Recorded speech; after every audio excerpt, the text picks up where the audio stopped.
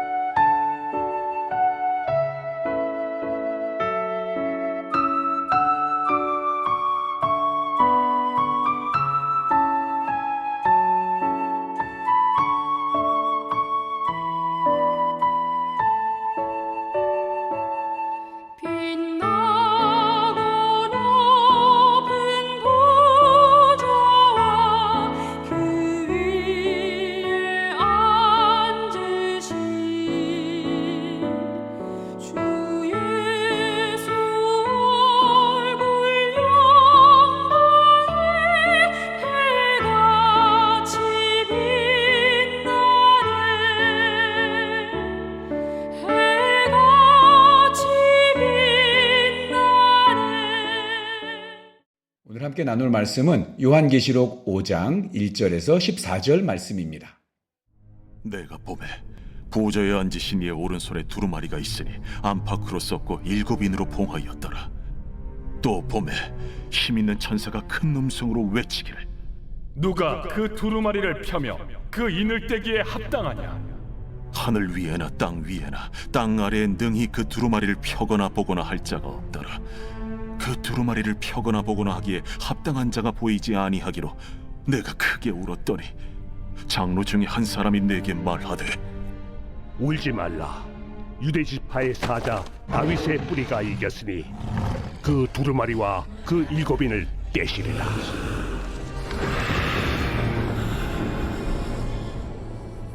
내가 또 보니 보좌와 내 생물과 장로들 사이에 한 어린 양이 서 있는데 일찍이 죽임을 당한 것 같더라. 그에게 7뿔과 7눈이 있으니 이 눈들은 온 땅에 보내심을 받은 하나님의 7영이더라. 그 어린 양이 나와서 보좌에 앉으신 이의 오른손에서 두루마리를 취하시니라. 그 두루마리를 취하심에 내 생물과 24장로들이 그 어린 양 앞에 엎드려 각각 검은 고와 향이 가득한 금 대접을 가졌으니 이 향은 성도의 기도다니라.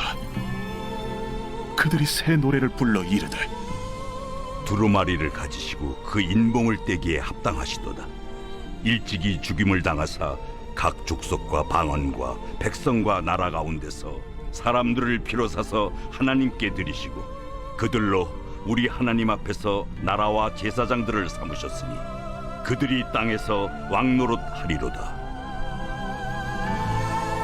내가 또 보고 들으매 보좌와 생물들과 장로들을 둘러선 많은 천사의 음성이 있으니 그 수가 만만이요 천천이라 큰 음성으로 이르되 죽임을 당하신 어린 양은 능력과 부와 지혜와 힘과 존귀와 영광과 찬송을 받으시기에 합당하도다. 내가 또 들으니 하늘 위에와 땅 위에와 땅 아래와 바다 위에와 또 그 가운데 모든 피조물이 이르되 보좌에 앉으신 이와 어린 양에게 찬송과 존귀와 영광과 권능을 세세토록 돌릴지어다. 내 생물이 이르되 아멘. 장로들은 엎드려 경배하더라. 흔히 요한계시록을 이해하기 어렵다고 말을 합니다. 그래서 우리가 자주 읽는 성경은 아니죠. 또한 설교자들도 많이 다루려고 하지 않습니다. 왜냐하면 난해한 부분이 있다고 생각해서 괜히 전했다가 논쟁에 휘말릴 수도 있기 때문입니다. 그래서 주로 요한계시록을 설교하더라도 이 앞쪽에 있는 7교회의 이야기는 다루지만 그 뒤의 이야기는 잘 다루지 않죠. 그러나 요한계시록을 자세히 살펴보면 의외로 구조가 단순하고 무엇보다 이 편지가 기록된 그 배경과 상황을 이해하면 그 핵심 내용을 이해하기가 쉽습니다. 계시록의 핵심은 세상과 교회에 대한 예수님의 계시입니다. 당시 교회는 외부적으로는 거대한 이 로마 제국의 이 박해의 폭풍에 휘말려서 금방이라도 침몰할 것 같은 그런 상황이었습니다. 또한 내부적으로는 이단의 거짓 가르침과 영적 타락으로 인한 어려움을 겪고 있었습니다. 이런 상황 속에서 이 그리스도의 복음이 마치 힘을 잃어버리는 것처럼 보였습니다. 당시 교인들은 이러한 상황에서 신앙의 회의를 느끼고 그리고 신앙보다 세상을 붙들어야 되는 거 아닌가 하는 그런 의구심과 염려가 우리 자리를 잡아가고 있었습니다. 사도 요한도 이런 질문을 했을 것입니다. 하나님, 힘이 듭니다. 도대체 이런 어려운 상황에서 우리는 언제 벗어날 수 있습니까? 자, 그런 상황에서 하나님께서는 요한에게 환상을 보여주시죠. 요한의 눈에 들어온 것은 이 4장에서는 이제 하늘의 보좌였습니다. 그리고 오늘 5장에서는 그 보좌에 앉으신 하나님의 손에 들린 두루마리와 또 그것을 받으신 어린 양 예수에게로 초점을 모으고 있습니다. 하나님께서 권능의 상징인 그 오른손에 두루마리를 들고 계시는데 그 두루마리가 7인으로 봉해져 있습니다. 이것은 완전한 내용이 그 안에 담겨져 있다는 것입니다.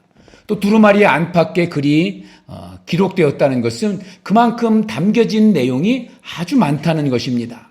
그 내용은 다름 아닌 세상을 향한 하나님의 구원의 계획, 구원의 작정입니다. 2절을 보니까 힘있는 천사가 온 우주를 향해서 큰 음성으로 말합니다. 누가 이 두루마리를 펴며 그 인을 떼기에 합당한가?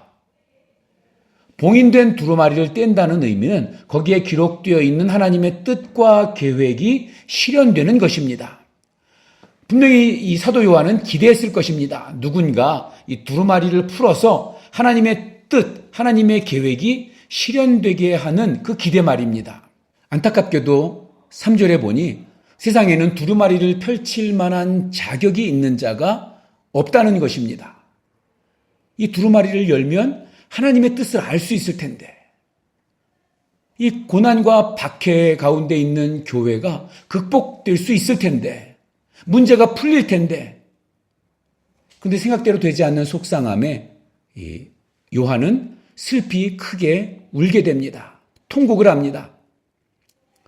그런데 하늘보좌 주위에 있던 24장로 중에 하나가 요한을 위로하면서 유다지파의 사자 다윗의 뿌리가 이겼으니 두루마리와 7인을 떼실 것이라고 알려줍니다. 유다지파의 사자요 다윗의 뿌리는 바로 예수 그리스도입니다. 그리고 그가 이기었다는 것은 인간의 죄를 대속하기 위해서 십자가에서 죽으시고 부활하심으로 죄와 사망 권세를 이기셨다는 것을 의미합니다. 곧이어 요한은 보좌와 네 생물과 24장로들 사이에 서 있는 어린 양을 목격합니다. 이미 죽임을 당한 것처럼 보였다고 말을 하죠. 어린 양의 모습에서 무언가 희생의 흔적을 발견한 것입니다. 이 흔적은 다름 아닌 십자가 처형의 흔적입니다. 그런데 이 흔적은 하나님의 나라에서는 영원히 사라지지 않는 영광의 흔적입니다. 왜냐하면 예수님께서 인류의 구원을 위해서 그 하나님 말씀에 순종했기 때문입니다. 우리는 어떤 흔적을 가지고 있습니까? 혹 말씀에 순종하기 위해서 당했던 이 가정과 사회에서의 아픔과 상처가 있는지도 모릅니다. 이것이 세상에서는 흉이 되고 수치가 될 수 있습니다. 하지만 하나님 나라에서는 영원히 없어지지 않고 하나님께서 칭찬하시는 영광의 흔적인 것입니다. 한번 생각해 보십시오. 나의 삶 속에 이 말씀에 순종하다가 생긴 아픔, 상처들이 우리 존재하고 있는지 말입니다. 만일 그것들이 있다면 우리는 기뻐하고 감사해야 합니다. 더욱 우리를 이 말씀의 순종을 통해서 우리가 하나님께 칭찬 듣는 복된 자들이 되어야 하겠습니다. 사도 바울은 갈라디아서 6장 17절에서 이렇게 고백을 합니다. 누구든지 이후로는 나를 괴롭게 하지 말라. 내가 내 몸에 예수의 흔적을 지니고 있노라. 이 새벽 우리에게는 어떠한 믿음의 흔적, 순종의 흔적이 있는지 한번 살펴보기를 바랍니다. 8절에서 14절에는 네 생물과 24장로들이 어린 양 되신 그리스도께 찬미를 올려드리는 장면입니다. 이 4절 말씀에 네 생물과 24장로들의 그 주님 앞에 엎드려서 검은고와 향이 가득한 금대접을 우리 가지고 있는데 그것은 바로 성도들의 기도라고 증거하고 있습니다. 성도들의 기도를 향이 담긴 금대접이라고 비유하고 있습니다. 이 말씀에서 위로가 되는 것은 우리가 하나님께 드리는 기도는 결코 땅에 떨어지지 않고 하늘에 모두 상달되어서 보관되어 있다는 것입니다. 그냥 보관도 아니고 금대접에 담겨서 보관되어 있습니다. 이는 하나님께서 우리의 기도를 얼마나 소중하게 여기시는지를 보여주고 있는 것입니다. 그래서 여러분, 우리는 기도를 쉬지 말아야 합니다. 하나님이 마치 우리 입술 옆에 귀를 대시고 우리의 신음과 우리의 기도를 들으시기 때문입니다. 기도하겠습니다. 주님, 우리는 죽임당하신 어린 양의 사랑이 아니면 감히 하나님 앞에 설 수 없는 존재였습니다.